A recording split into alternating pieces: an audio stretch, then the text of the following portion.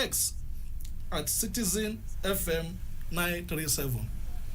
We would also like this program to be interactive, so you could reach us on our line 0903 222 9797. I repeat, 090 322 29797. Today, we'll be beaming our spotlight on the health sector, where dedicated professionals work tirelessly to save lives. But what are the challenges they face? Join us as we explore the struggle of the health workers in Nigeria and discuss solutions to them. Today, my guest is a health educator and practitioner who is of the Michael Imodu Training Institute for Labor Leaders.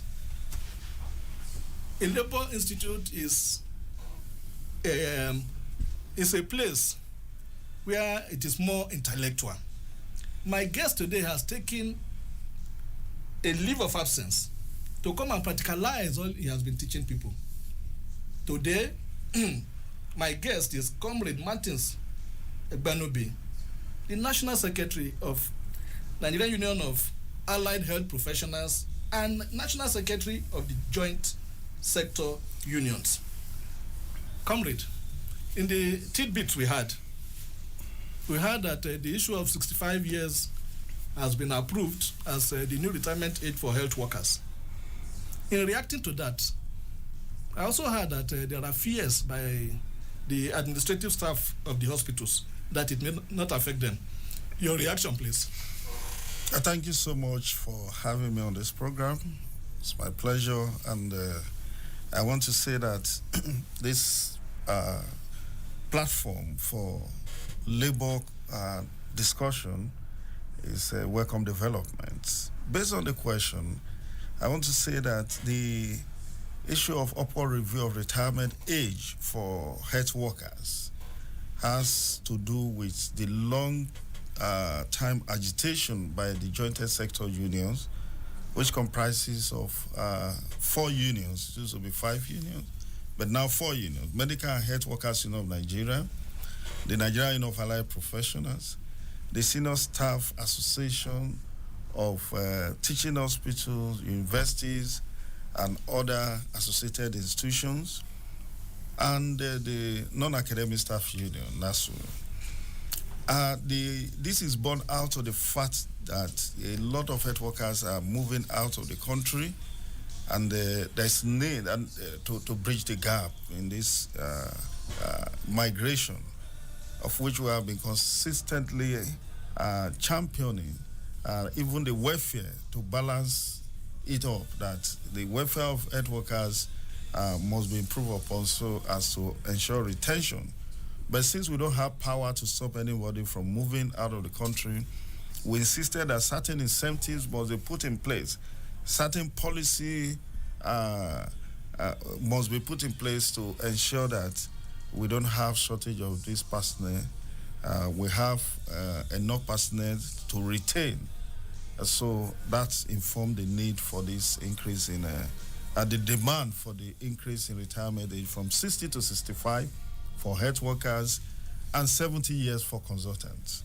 Having said that, the President of the Federal Republic of Nigeria, President Bola Ahmed Tinubu GCFR, acceded to this demand of JOHESU and graciously approved the 60 years retirement age for health workers. It is for health workers, I emphasize, because even in the MOU, the Memorandum of Understanding signed between the joint sector unions, JOHESU, and the federal government on the 29th October 2024, contained the demand for upward review, of the retirement age for health workers, among other major flagship demands contained in that Memorandum of Understanding based on the trade dispute declared by the joint sector unions. So the approval was also sequel to the fact that among the content of the MOU, that the Minister of Health, the coordinating Minister of Health, shall convey a memo to the Federal Executive Council on this upward review of retirement age and no longer go through the rigors of putting it before the National Council of Establishment, because twice the memo had been presented to the National Council on Establishment and twice this memo had been rejected.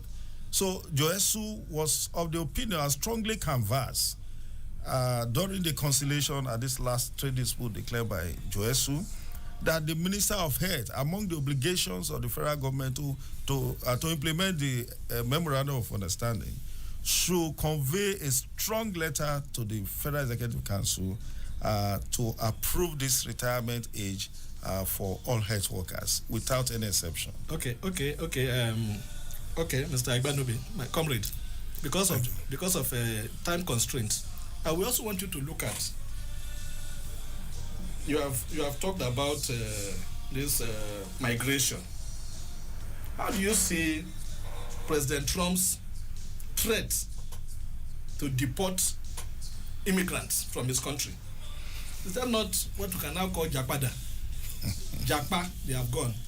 This migration, this deportation, are you not sure that some of our health workers will be forced to come back to the country?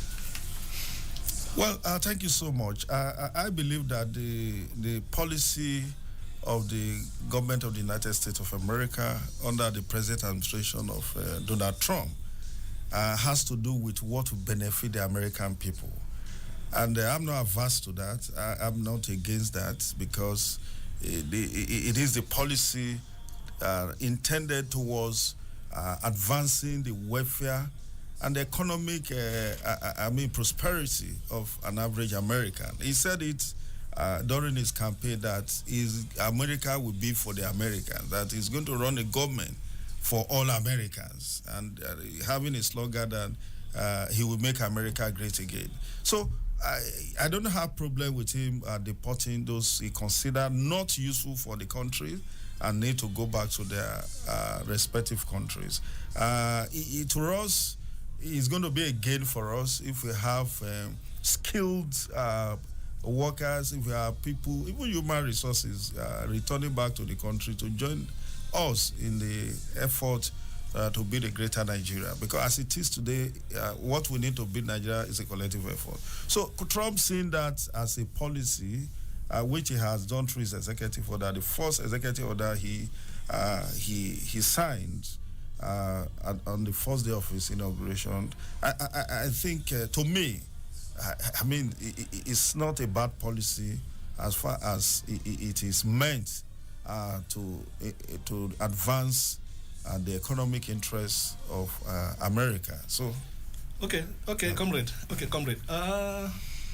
This issue of supremacy fight in the health sector.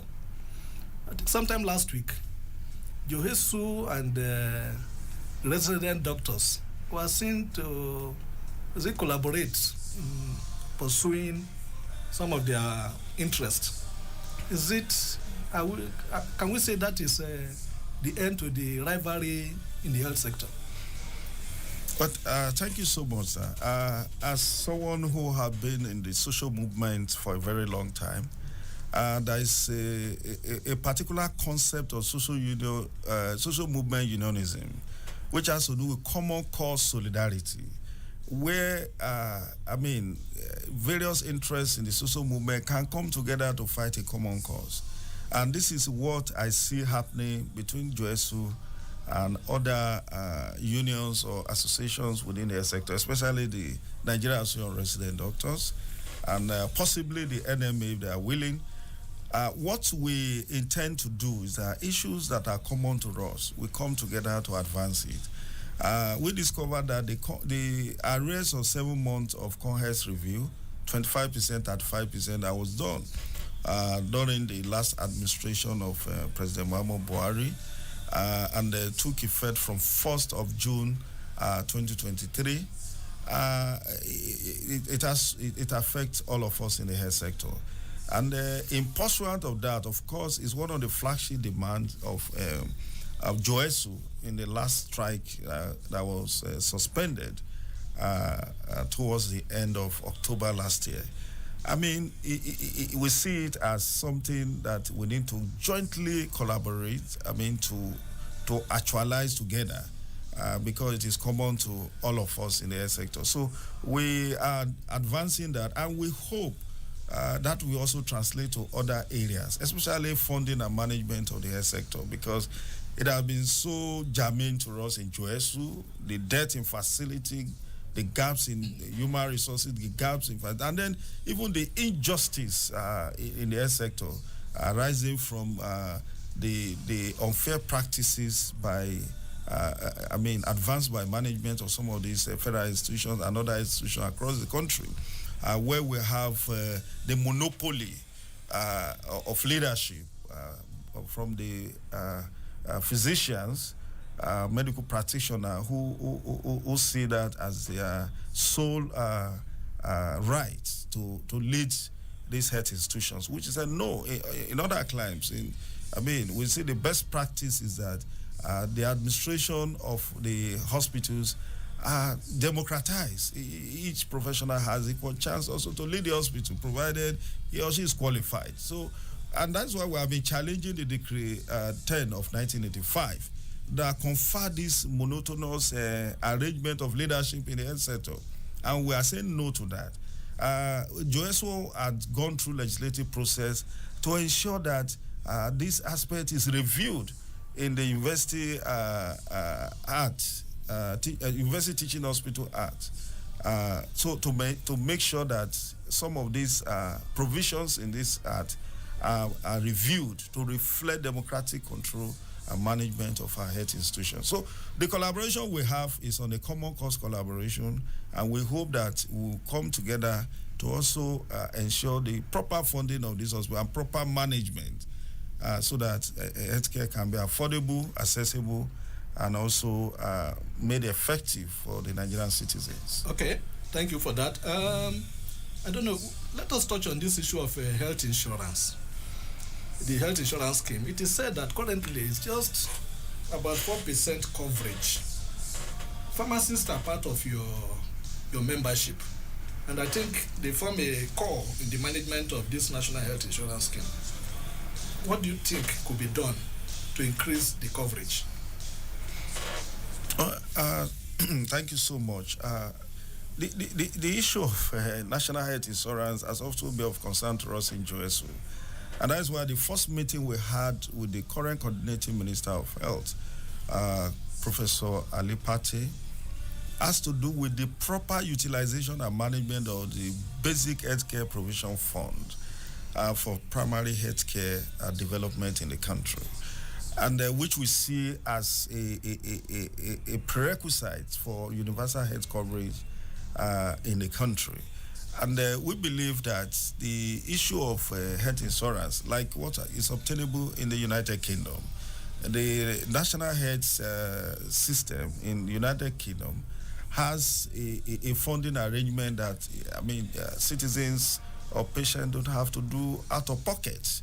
The insurance cover is made in such a way that everyone can access health care without necessarily struggling to put money to get money out of their pocket, or to struggle to pay for health care.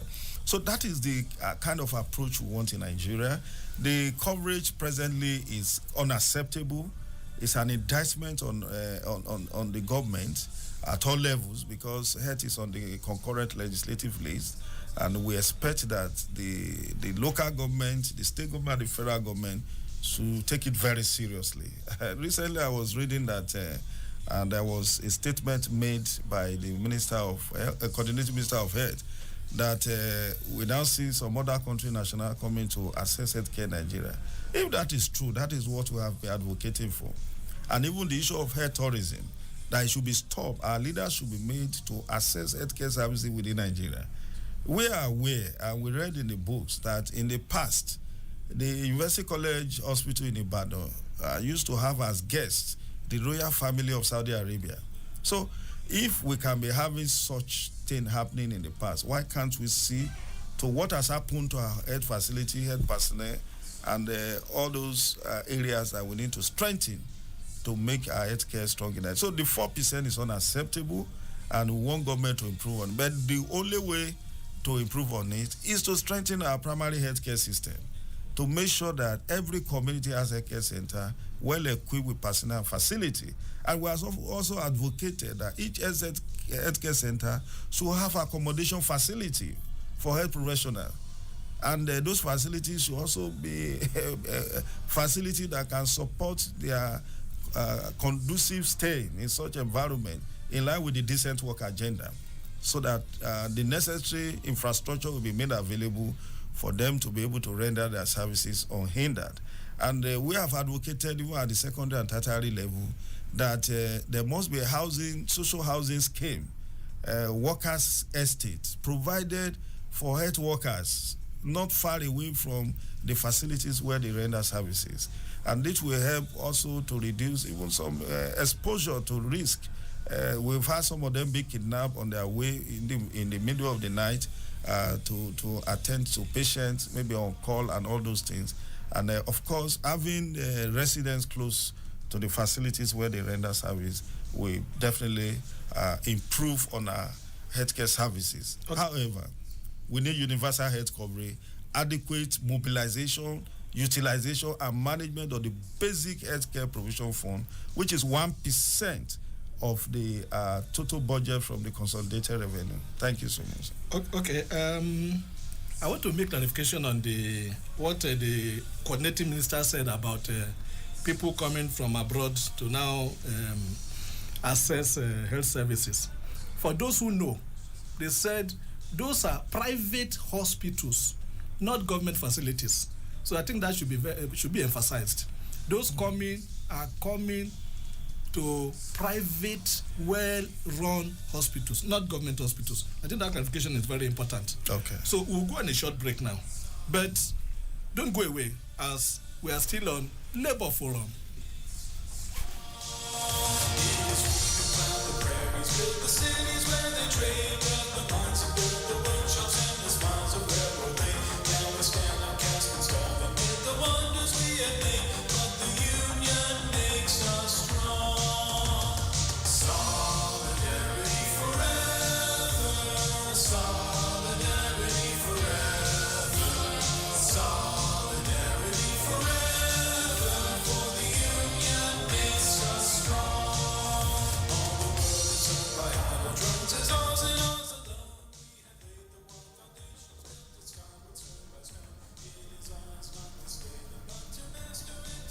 You are welcome back.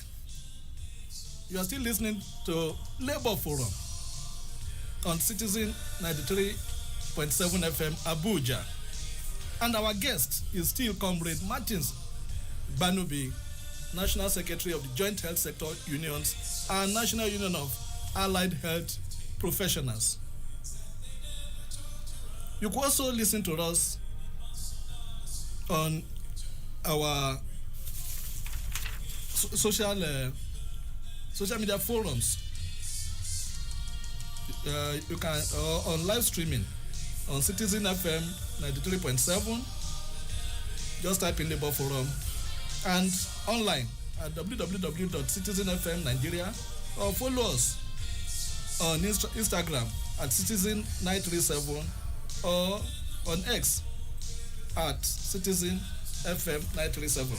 Comrade, before we leave, I want your thoughts on the social economic challenges after the aftermath of the introduction of the fuel subsidy, after the removal of fuel subsidy. Thank you so much. I think one of the major policy that was implemented by the current administration upon assumption of office was the pronouncement on the removal of fuel subsidy. And that has generated a lot of ripples in the socio-economic lives of workers and the citizens of this country. We in the organized labor, I remember as a NEC member and CWC member of the Trade Union Congress of Nigeria, we have always advance the need to improve on our refineries and made this refinery functional as an oil-producing country. It's unacceptable to us as patriotic Nigerians, as social actors, to see that as an oil-producing country, Nigeria don't have her own local refineries that are functional, that will depend on imported product of crude oil. It haven't taken even this crude oil away from this country to produce. In other countries, to refine in other countries, which is unacceptable. I'm quite familiar with even the situation in Brazil and Venezuela, that these countries are functional refineries. In Brazil, Petrobras, which is like the NNPC in Nigeria, controls about 19 refineries. Brazil is an oil-producing country. Venezuela is an oil-producing, about 9 functional refineries. In fact, one of the 9 refineries is the second largest refinery in the world, I think, after California refinery. So, it's unacceptable. So, the removal of subsidy is a policy that we the organized labor see as an assault on the well-being and the living condition of the workers and the citizens, which we want this current administration to address as quickly as possible. Even though there are developments in terms of the Warrior and Port Harcourt refineries coming upstream, we want the process to be fast-tracked, and even the coming on board of the Dangote refineries. We believe that if these refineries are functional and we have new refineries coming on board, it will definitely reduce the current price of petroleum products, especially the premium motor spirit, the petrol or PMS, and also the liquefied natural gas. So all of these will, the cooking gas, all of these we consider as, having a toll on the living condition of workers. It has led to astronomical increase in price of commodity, especially food commodity. That is why we have inflation, on record high, about 37.5%, which, if not properly controlled, will go beyond that. So we are seeing this affecting workers, even house rent, transportation, every other thing that we use to survive have been tampered with. And then that is why we don't want palliatives. We want cost of living allowance. We want minimum wage to reflect the cost of living in terms of the transportation, feeding, housing, and other basic components of the cost of living. So we want workers to enjoy some of these basic things, because even the 70,000 naira minimum wage is certainly not enough to address this welfare concern of workers. Well said, comrade. On that note, I want to thank you so much for your intervention today. It's been an interesting one speaking with you. Thank you, sir. Thank you. It's a pleasure being on Citizen FM, and I can assure we'll continue our patronage. Solidarity forever. Thank you. That's our package on Labour Forum today. Join us next week when we come your way again on another interesting episode of the program Labour Forum. I am Anthony Oragbon. Bye for now. When the union's inspiration to the workers, what you want.